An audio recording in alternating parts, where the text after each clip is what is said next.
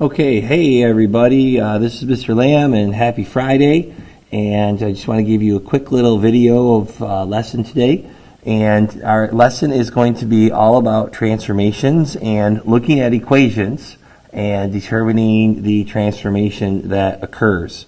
So you should have this sheet right here that Mrs. Habercorn gave out to you, and I wanted you to rip this sheet off and kind of set it off to the side, and we will work from this sheet.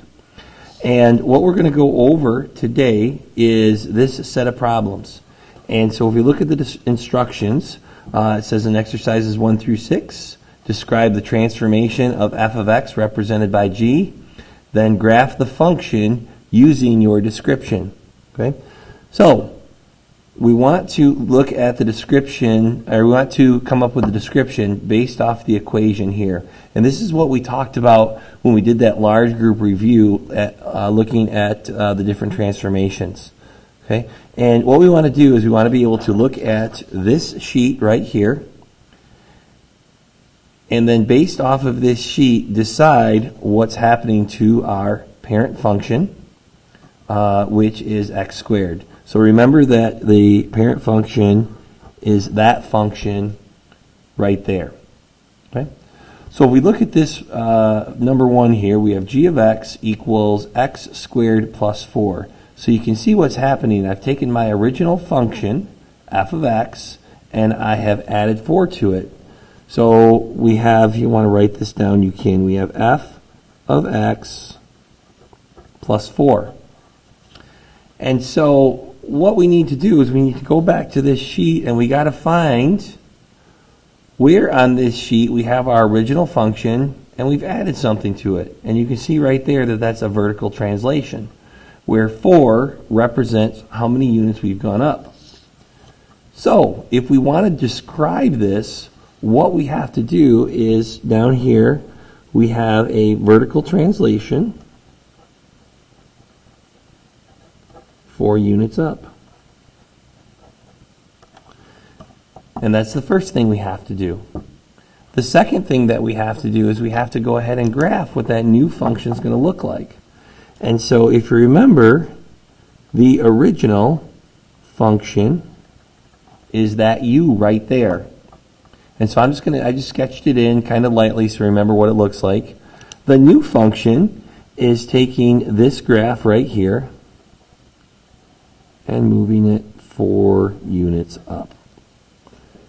And that's essentially what we want to do with all of these problems. We want to first look at the equation, and then once we found the equation, decide how it's been transformed.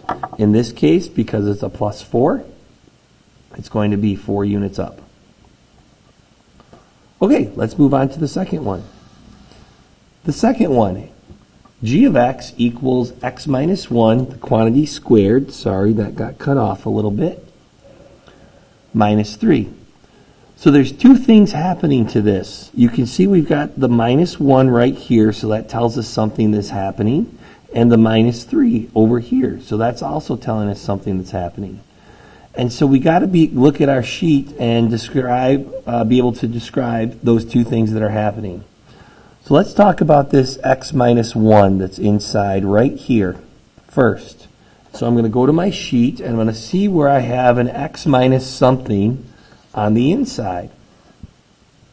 And you can see right here I have x minus h on the inside. So that tells me that it's going to move right.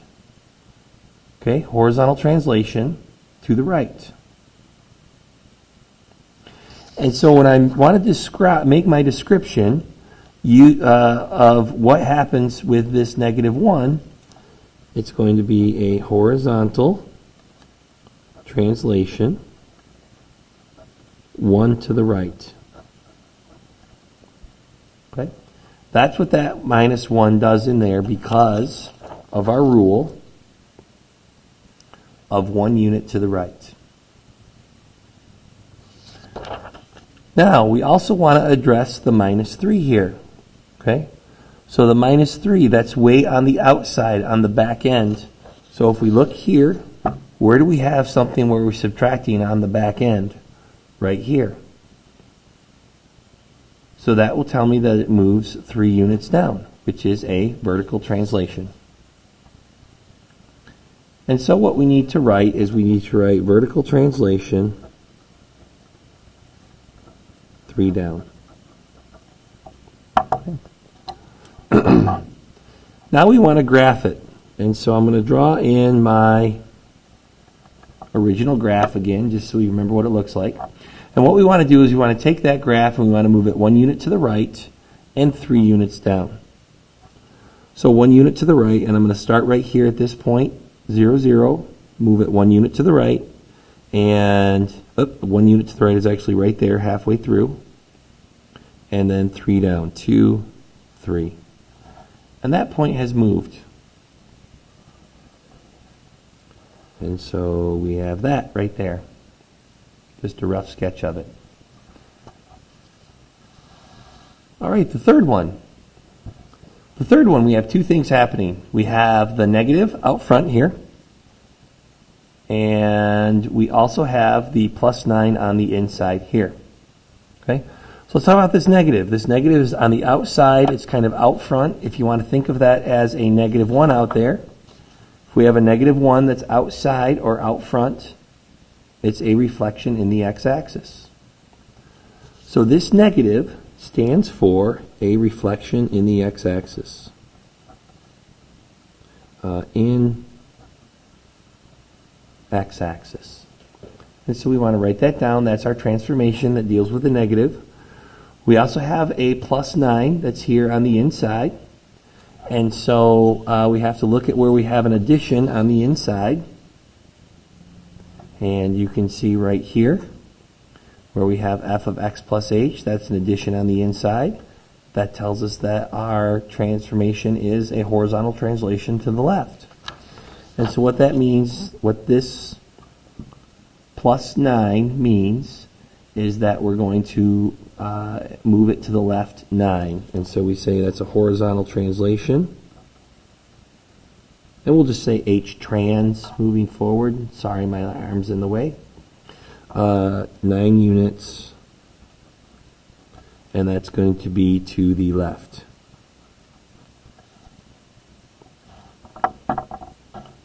And if we want to graph it here, let me kind of sketch in the original. And now our new one, which represents this function right here, g, it's going to be a reflection. So I know it's going to flip over and it's going to go downward. And then it also needs to move 9 to the left. So let's see. The scale is 3. 3, 6, 9. So I'm going to move it 9 to the left. And I'm going to flip it over.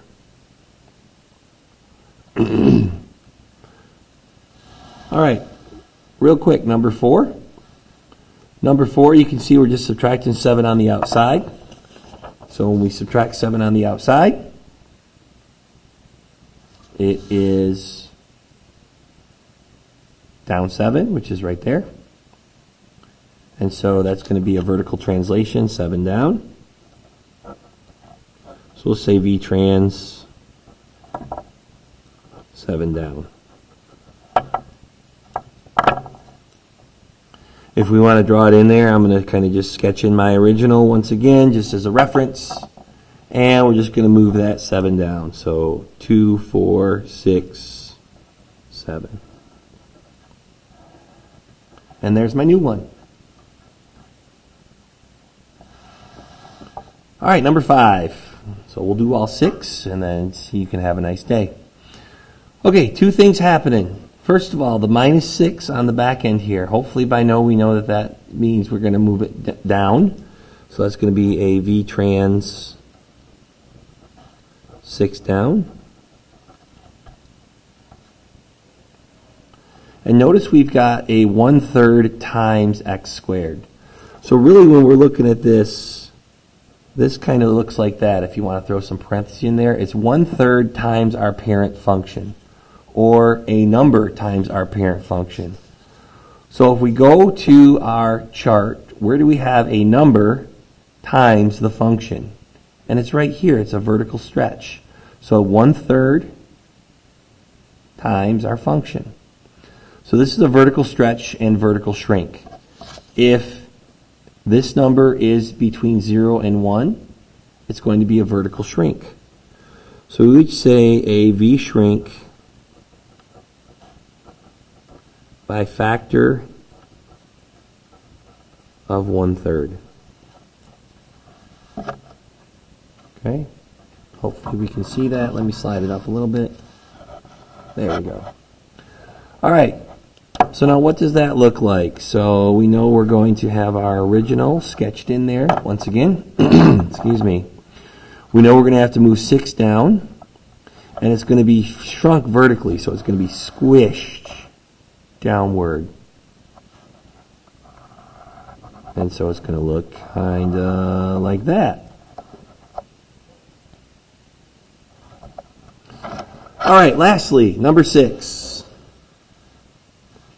Number 6 has got a couple of things going on. First of all, notice how the 4 and the negative are inside of the parentheses. So we have to address both the negative inside the parentheses and the 4 inside the parentheses. And so let's go back to our sheet. And notice right here we've got a negative or a -1 that's inside of the parentheses. So that negative says it's a reflection in the y-axis. And notice we've got a number, the 4, inside of the parentheses. And so we got to take that 4 and we got to flip it and make it 1/4. And so that's actually going to be a shrink by a factor of 1/4. So, just to recap, this negative right here means that it's a reflection in the y-axis. So reflect in y-axis. The 4 inside of the parentheses right there tells me that I need to have I need to take 1/4. I got to do the reciprocal. Don't forget that. And so that means that it's a shrink. But what type of shrink is it? It is a horizontal shrink. And so we would say horizontal shrink by 1/4. And so let's see here. So reflection in the y-axis. If we put our original up like that, there's my original. F of x equals x squared. The reflection in the y-axis will just basically take this side on the right and flip it over to the left, and take the side that's on the left and flip it over to the right. And so it won't change the shape at all. But the horizontal shrink by 1/4 will squeeze it this way. And so it's going to make it skinnier like that. Okay, that's all I have for you. Move on to the next piece, which is your assignment, which is a book assignment. Thanks. Bye now.